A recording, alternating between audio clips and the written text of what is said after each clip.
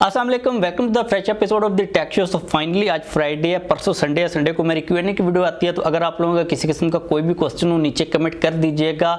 इसकी रीज़न ये है कि सैटरडे वाले दिन हमारी वीडियो के आने के चांसेस काफ़ी कम होते हैं। द टेक शो की मैं कोशिश करूँगा कि कोई और वीडियो को अपलोड कर दूँ। आप लोगों के क्वेश्चन काफ़ी ज़्यादा इंपॉर्टेंट होते हैं, तो लाजमी तौर पर अपने क्वेश्चन को नीचे कमेंट कर दीजिएगा। पहली अपडेट काफ़ी ज़्यादा इंटरेस्टिंग है एयर टैग्स के बारे में। तो हमें पता है कि जो एयर टैग्स हैं इससे पहले काफ़ी ज़्यादा बदनाम थे भाई, उनका काफ़ी इलीगल यूज़ किया जा रहा था। लोग गाड़ियों के अंदर चिपका देते थे, लोगों को ट्रैक करने के लिए यूज करते थे। लेकिन फाइनली एक जो अच्छा फायदा वो भी सामने आ गया। फायदा तो था लेकिन उसका जो रियल यूज है, जो रियल स्टोरी है वो सामने आई। ऑस्ट्रेलिया के अंदर भाई एक बंदे का गाड़ी से बैग चोरी हुआ, उसके अंदर उसका एयर टैग था। एयर टैग की वजह से फाइनली ट्रैक करके उसका जो बैग था उसको रिकवर कर लिया गया। उसके बैग के अंदर काफ़ी चीज़ें थी, कैमरा था, लैपटॉप, वॉलेट वगैरह था, गोप्रो था। लाइक मुझे लगता है कि कोई यूट्यूबर ही होगा जितनी इतनी सारा चीज़ें रखी हुई थी। तो एयर टैग की वजह से पकड़ा गया चोर वगैरह। तो अगर आपके पास कोई इंपॉर्टेंट चीज़ है ना, अगर आप डेली ट्रैवल वगैरह करते हो तो आपको मैं रिकमेंड करूंगा कि आप अपने सामान वगैरह के साथ एयर टैग को अटैच कर सकते हो। इतनी ज़्यादा चीप लाइक प्रोडक्ट नहीं, एप्पल की आई थिंक सेकंड चीपेस्ट वो प्रोडक्ट है, सबसे सस्ती एप्पल का कपड़ा है आई थिंक। उसके बाद आपको ये मिलते हैं, तो आप इनको डेफिनेटली बाय कर सकते हो। काफ़ी अच्छी एक यूजफुल प्रोडक्ट है। मैंने ये चीज़ भी सुनी थी कि एप्पल के पाकिस्तान के अंदर जो एक्चुअल ट्रैकिंग होती है ना, वो जो उनकी चिप थी जो कि बैन थी पाकिस्तान के अंदर, U1 चिप, उसको भी इनेबल कर दिया गया। तो आप लोग टोटली तौर पर एक्यूरेट जो ट्रैकिंग है उसको कर सकते हो। अब वो U1 चिप थी या पता नहीं कौन सी चिप थी जिसके अंदर आपको बिल्कुल एक्यूरेट ट्रैकिंग मिलती है, उसका नाम मुझे याद नहीं आ रहा, यहाँ पर मैं लिख दूंगा। तो डेफिनेटली एक वर्थ प्रोडक्ट है। अगर आपकी कीमती चीज़ें आपके साथ रहती हैं तो डेफिनेटली अपनी कार वगैरह के साथ आप अटैच कर सकते हो। अगली जो अपडेट है वो भी एप्पल के रिलेटेड है, जो कि आईफोन 14 प्रो सीरीज़ के बारे में। अब आप लोग सोच रहे होंगे प्रो सीरीज़ क्या, तो एप्पल ने दो डिफरेंट लाइक एक तो 14 सिंपल होंगे दो मोबाइल, और दो प्रो के अंदर आएंगे, प्रो और प्रो मैक्स। यहाँ पर जो अपडेट है वह प्रो और प्रो मैक्स के बारे में ये चीज़ रिपोर्ट की जा रही है, क्योंकि एप्पल ने उसके अंदर जो नोच है उसको ख़त्म करके पिल शेप और कटआउट को यूज़ करना है। तो जो डिस्प्ले का साइज़ होगा वो थोड़ा सा बढ़ जाएगा। लाइक इतना ज़्यादा कोई ख़ास नहीं बढ़ेगा, कोई पॉइंट्स के अंदर ही बढ़ेगा। लाइक अगर हम बात करते हैं प्रो मैक्स की तो 6.68 इंचज़ से 6.69 इंचज़ हो जाएगा। 0.1 इंच का जो साइज़ का इंक्रीज़ है वो देखने को मिलेगा।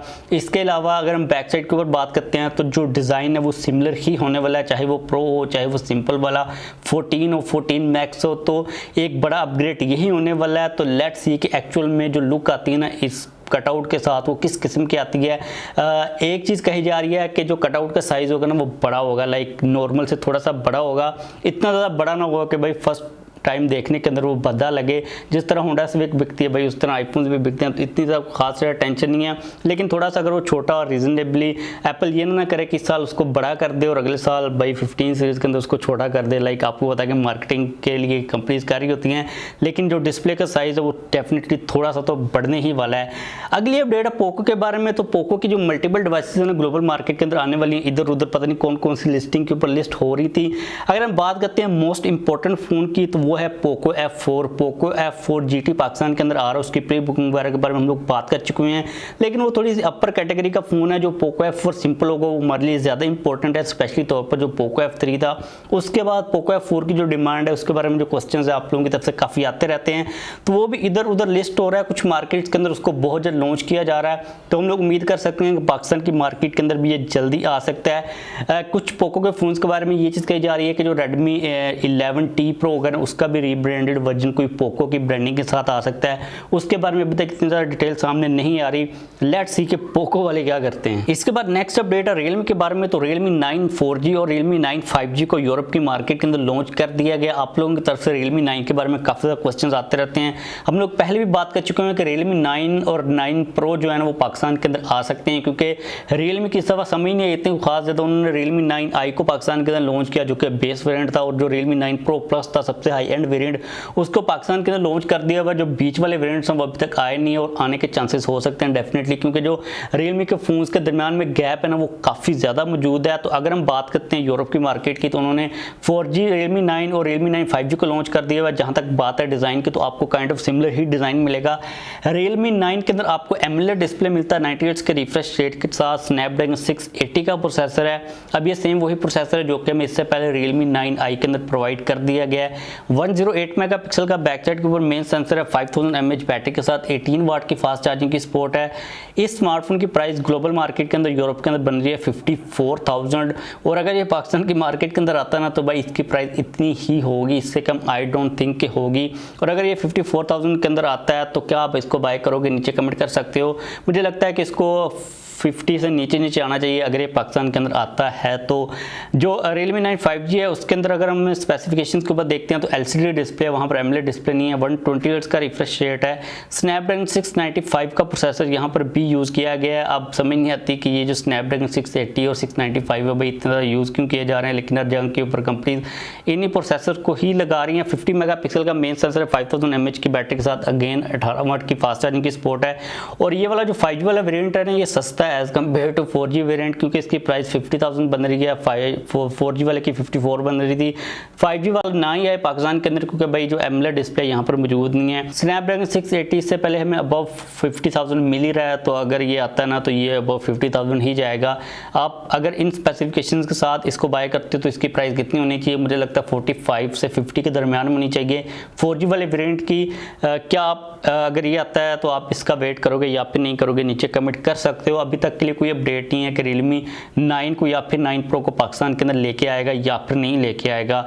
अगली अपडेट Redmi के बारे में, तो हम लोग इससे पहले डिस्कस कर चुके हैं कि Redmi 10 2022 लॉन्च करने वाले हैं। तो नाइजीरिया की मार्केट के अंदर उन लोगों ने इसको लॉन्च कर दिया हुआ है। डिज़ाइन काफ़ी हद तक पुराने जैसा ही है, 6.5 इंचेस का एक LCD डिस्प्ले, 90 हर्ट्ज के रिफ्रेश रेट के साथ, 50 मेगापिक्सल का मेन सेंसर, G88 का प्रोसेसर है, 5000 mAh की बैटरी के साथ 22.5 वाट की फास्ट चार्जिंग की सपोर्ट है। और इस स्मार्टफोन की जो प्राइस है वहाँ पर उनकी मार्केट के अंदर वो डॉलर से जब हम लोग कन्वर्ट करते हैं तो 41,000 बन रही है। इसके अलावा एक और फ़ोन जो कि Redmi के ही सीरीज़ के अंदर है जो कि है Redmi 10A, जो कि 9A का सक्सेसर है। इसका जो डिज़ाइन है मुझे काफ़ी डिसेंट लगा। बैक साइड के ऊपर आपको एक फिंगरप्रिंट स्कैनर मिलता है जिसको कैमरा के मॉड्यूल को एक्सटेंड करके ब्लैक सा वहीं पर इंटीग्रेट कर दिया गया है। LCD डिस्प्ले फ्रंट के ऊपर HD प्लस की रेजोल्यूशन के साथ, मींस के 720p की रेजोल्यूशन है, आपको 1080p की रेजोल्यूशन नहीं मिलती क्योंकि बेसिक एंट्री लेवल का एक फ़ोन होगा। 13 मेगापिक्सल का मेन सेंसर है, बैक साइड के ऊपर G25 का प्रोसेसर है, 5000 mAh की बैटरी, कोई फास्ट चार्जिंग वगैरह मिलती नहीं है। और इस स्मार्टफोन की प्राइस जब हम लोग डॉलर से कन्वर्ट करते हैं तो भाई 34,000 बन रही है। मुझे लगता है कि वहाँ पर जो है ना पाकिस्तान से भी ज़्यादा महंगाई वगैरह चल रही है। 34 के अंदर अगर आता है ना ये पाकिस्तान के अंदर तो भाई बिल्कुल नहीं चलेगा। पाकिस्तान के अंदर डेफिनेटली ये सस्ता होने वाला है। तो लेट्स सी कि Redmi का 10 2022 आता है या फिर नहीं आता। और ये Redmi 10 है तो डेफिनेटली आएगा ही आएगा क्योंकि Redmi की जो बजट सीरीज़ है वो काफ़ी डिसेंटली परफॉर्म करती है पाकिस्तान की मार्केट के अंदर। नेक्स्ट अपडेट थोड़ी सी एक सैड अपडेट है। तो आपको पता है कि पाकिस्तान के अंदर इस वक्त जो डॉलर का रेट है भाई वो 193 क्रॉस कर गया हुआ है, इससे भी ऊपर चला गया हुआ है। तो सैमसंग की जो प्राइसेस है पाकिस्तान के अंदर वो बढ़ चुकी हुई हैं। आपको पता है कि जब फैक्ट्री लगी थी पाकिस्तान के अंदर सैमसंग की तो उन्होंने सबसे ज़्यादा प्राइसेस को कम किया था। अगर हम लोग इस वक्त फॉर एग्जाम्पल ले लेते हैं 32 की प्राइस को, तो 44 से पहले उन्होंने मेड इन पाकिस्तान होने की वजह से 40,000 की थी। और इस वक्त इस प्राइस ब्रैकेट के ऊपर ये सबसे best value for money smartphone था। लेकिन भाई जब डॉलर 193 को टच करेगा तो कोई फ़र्क नहीं पड़ेगा कोई फ़ोन पाकिस्तान के अंदर बन रहा है या नहीं बन रहा। तो इसकी प्राइस अगेन 44,000 हो चुकी हुई है। इसके अलावा S22 अल्ट्रा जो कि पाकिस्तान के अंदर ही आ रहा था मेड इन, उसकी प्राइस 245,000 से 265,000 हो चुकी हुई है। अगेन S21 FE की प्राइस बढ़ चुकी है, A13 की और A03 की भी प्राइस को इंक्रीज़ कर दिया गया जितने भी वेरिएंट्स हैं। तो काफ़ी एक अनफॉर्चुनेट सिचुएशन है भाई। अगर फ़ोन पाकिस्तान के अंदर बने, यहाँ से मटेरियल निकाल के आप बना लो, अगर डॉलर इतना ज़्यादा महंगा होगा तो डेफिनेटली जो प्राइसेस हैं वो ऊपर जाएंगी ही जाएंगी। अब आप वेट करो कि जो दूसरी ब्रांड्स हैं वो कितना ज़्यादा जो है ना प्राइस का टैग इंक्रीज़ करती हैं। काफ़ी एक अनफॉर्चुनेट अपडेट है। लेकिन हमारी जो आज की लास्ट अपडेट है वो थोड़ी सी अच्छी अपडेट है। तो अभी recently ministry of information technology ने गवर्नमेंट को ये चीज़ कही है कि जो पाकिस्तान के अंदर इंफॉर्मेशन टेक्नोलॉजी के रिलेटेड जितना भी इक्विपमेंट होता है टेलीकॉम वगैरह का या फिर जो मोबाइल फ़ोन्स इंपोर्ट हो रहे हैं उनके ऊपर जो टैक्स है उसको कम किया जाना चाहिए। अभी recently ministry of information technology की FPR के साथ मीटिंग वगैरह ये उसके अंदर उन लोगों ने ये बातें की हैं कि जो मोबाइल फ़ोन्स को इंपोर्ट किया जाता है बिजनेस के पॉइंट ऑफ व्यू से उनके ऊपर टैक्स काफ़ी ज़्यादा है। अगर हम लोग देख लेते हैं तो अभी रिसेंटली मैंने अपने अकाउंट से iPhone 13 Pro Max का टैक्स पे किया तो वो 72,000 से ऊपर बन रहा था। तो उन्होंने ये कहा है कि इसको कम किया जाना चाहिए। इतनी अपडेट है। अभी इसके ऊपर डिस्कशन वगैरह होगी। उन्होंने इस इस जो पटिशन कहते हैं, पता नहीं क्या कहते हैं, जो बातचीत हुई है, इसको फर्स्ट प्रायोरिटी के ऊपर रखा है। वो इसको डिस्कस करना चाह रही हैं। तो लेट्स सी कि क्या अपडेट आती है इसके बाद में। अभी उन्होंने डिस्कशन वगैरह को स्टार्ट ही किया। अगर मैं पर्सनल तौर पर बात करता ना, तो मैं टैक्स के हक में था। जब इनिशियली तौर पर लगा था ना, तो मैं कहता था कि भाई ठीक है, हम पे कर सकते हैं। लेकिन जब वो रीजनेबल अमाउंट के अंदर था, 40,000 तक था, मैक्सिमम 44 तक।